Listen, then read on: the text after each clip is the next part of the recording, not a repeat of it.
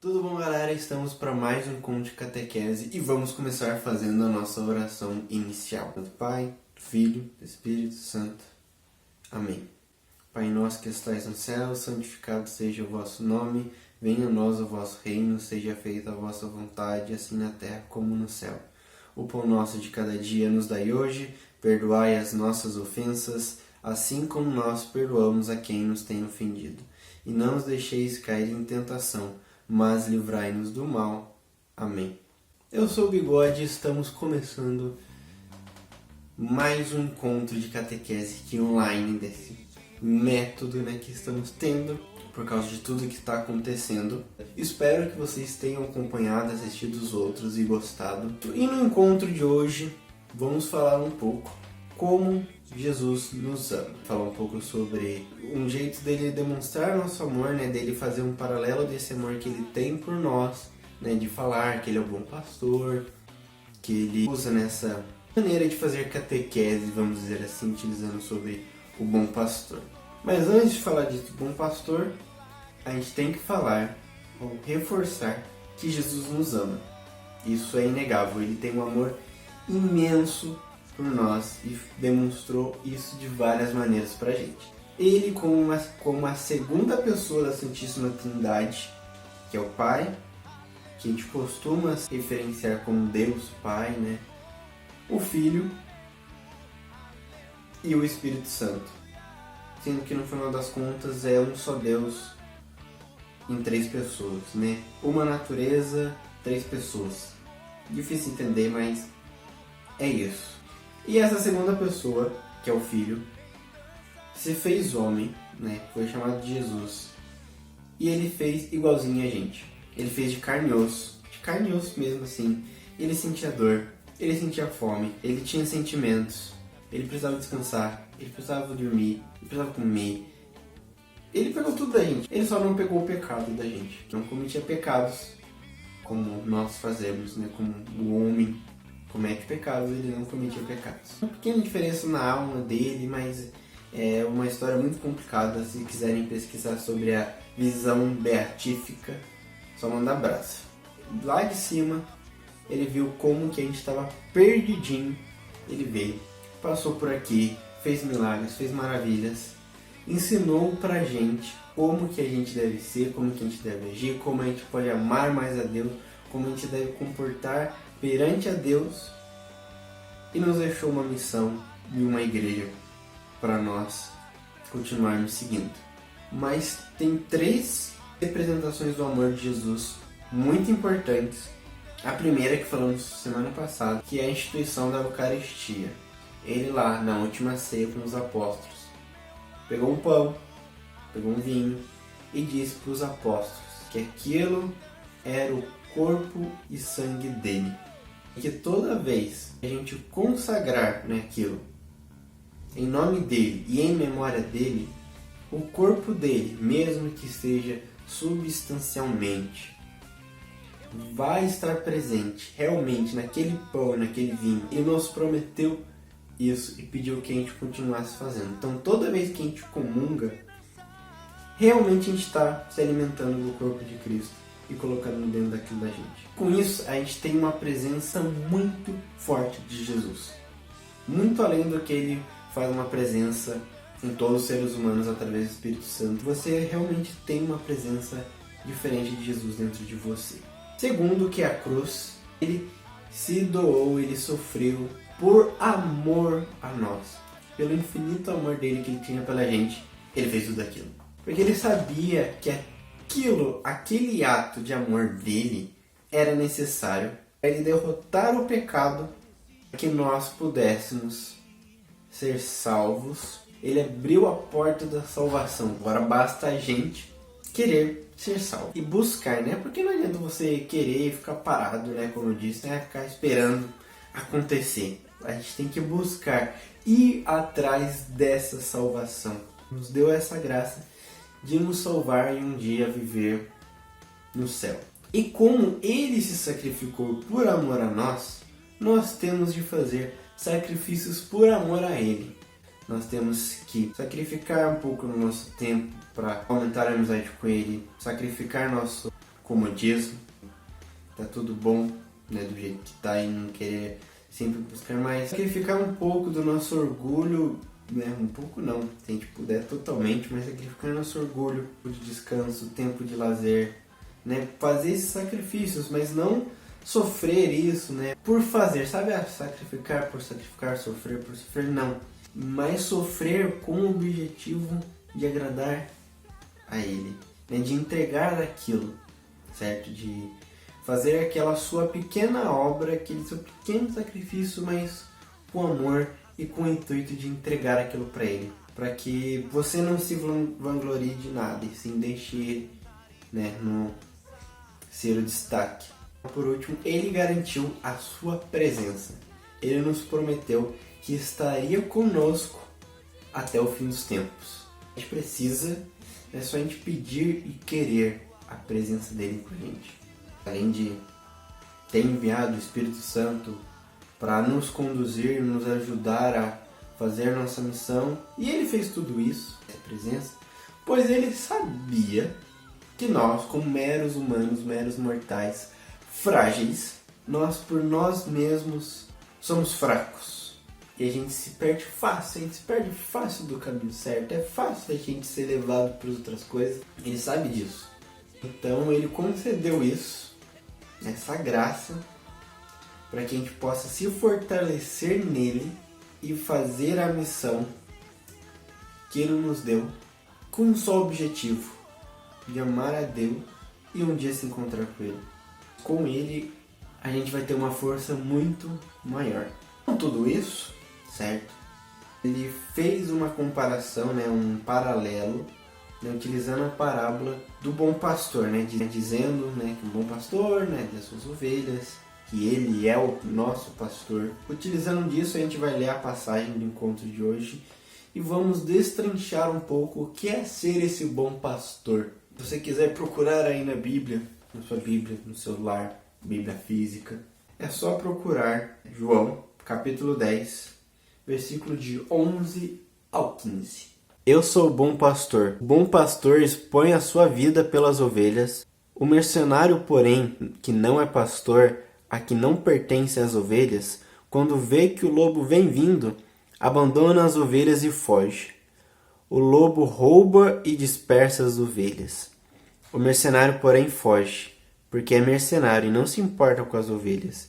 Eu sou o bom pastor, conheço minhas ovelhas e as minhas ovelhas conhecem a mim. Como meu Pai me conhece, eu conheço o Pai, dou a vida pelas minhas ovelhas. Palavra do Senhor, graças a Deus. Então Jesus diz que ele é o bom pastor. Ele fala que o bom pastor, aquele que as ovelhas o conhece, que conhece as ovelhas e só quer o bem para elas, certo? Já o mau pastor, que seria um mercenário, é aquele que não se importa com as ovelhas. Só parece que no primeiro sinal de perigo já dá no pé. Jesus, como um bom pastor, ele só quer o nosso bem, quer que a gente viva no rebanho dele e próximo a ele, para que ele possa cuidar da gente, nos pastorear, nos conduzir, né, demonstrando o amor dele. Para isso, pode conduzir as ovelhas por um lugar que na visão dessas ovelhas seja ruim, né?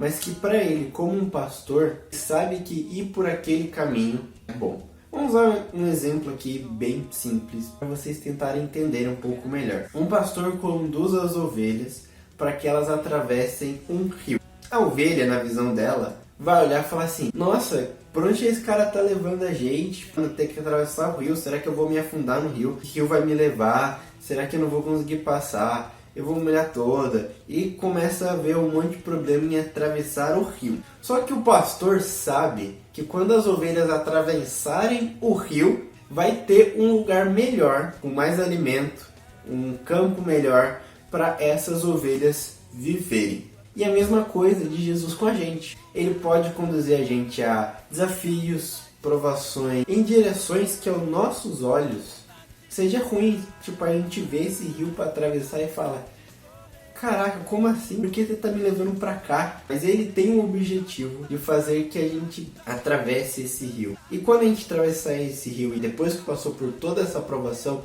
por todo esse desafio, né, a gente possa tentar compreender melhor Por que a gente passou por aquilo? Que naquele momento que a gente tinha que enfrentar, a gente achou que era péssimo. Mas confiamos no nosso pastor. A gente molhou, a gente quase se afogou, mas ele nos conduziu e chegamos do outro lado. Ele faz a gente passar por isso, pois ele sabe que as direções que ele nos leva vai ajudar melhor no nosso caminho de santidade e salvação. É um escopo muito grande de coisas boas que acontecem aqui. Mas que isso, né, a nossa santidade e consequência, a nossa salvação, é o maior objetivo de Jesus. Ele quer isso. Que a gente alcance esses dois para que um dia, né, a gente possa chegar na presença dele. Parece meio que eu sempre falo isso, é verdade, entendeu? Porque ele realmente quer.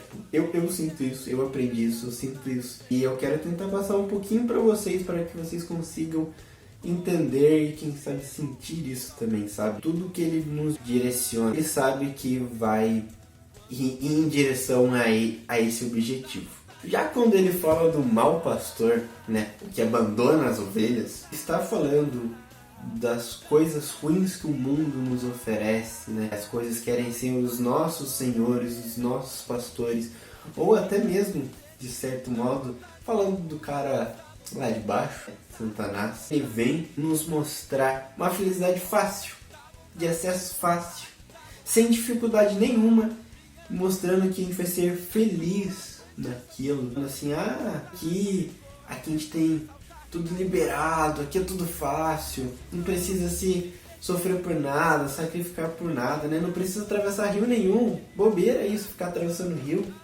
né? Olha o que esse cara tá fazendo, você atravessar esse rio aí, pra quê? Fica aqui mesmo, tá bom, vem pra cá, tá tranquilo aqui, tudo fácil, é só prazer, só um mar de rosas. Esses prazeres momentâneos podem te trazer uma felicidade, mas uma felicidade passageira, momentânea, vazia. Sabe, que passou aí, legal, e acabou. E depois que você morrer, você não vai ter mais felicidade. Tipo, essa felicidade que você buscou aqui não vai com você para onde você for depois, certo? Mas no primeiro momento que você se sentir perdido, sozinho, sabe o que fazer, né?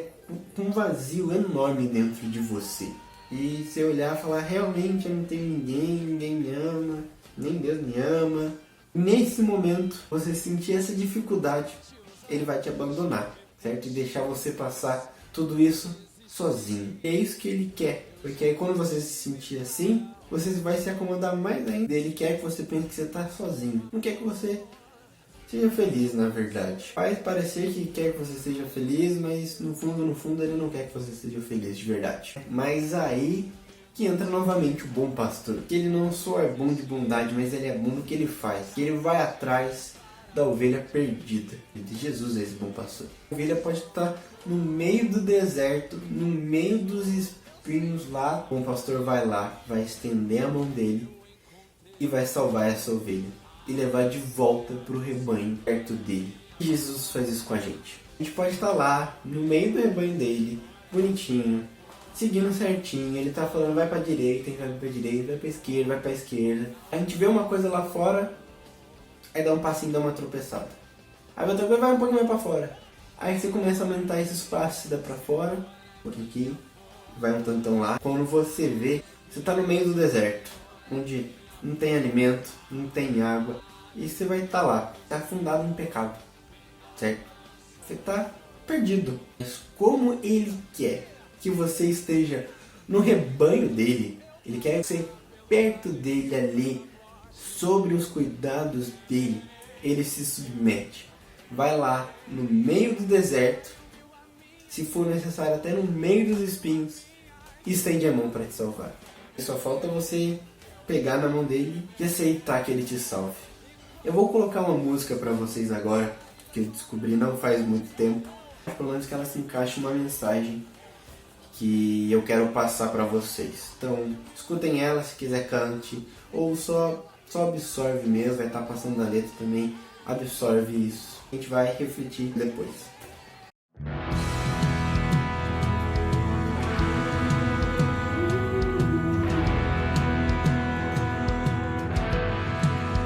Sim, eu vou onde ninguém vai, eu vou.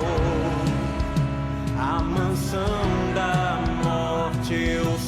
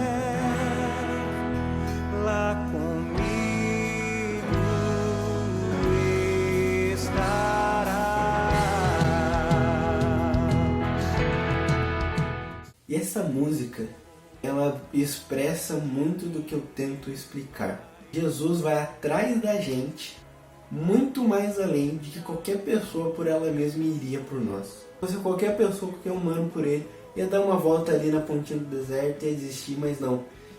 Ele vai até lá no meio, né? Ele vai além, não desiste de nós. A gente pode ir milhares de vezes para o meio do deserto, ele vai milhares de vezes no meio do deserto nos salvar. Não nos julga que a gente está todo no meio, se perdeu totalmente, que a gente está em pecado. Ele não julga a gente. Ele só estende a mão e quer que a gente pegue na mão dele e aceite a salvação dele e volte para o rebanho. Pois ele sabe que o deserto não é o nosso lugar é no meio do rebanho dele, onde ele pode demonstrar todo o amor dele por nós.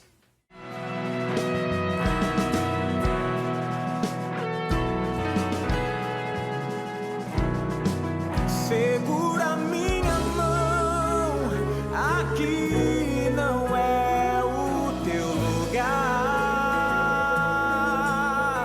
Segura minha mão, eu vim te levantar. Segura a tua mão, eu te levo comigo. E onde eu estiver, lá comigo estarás.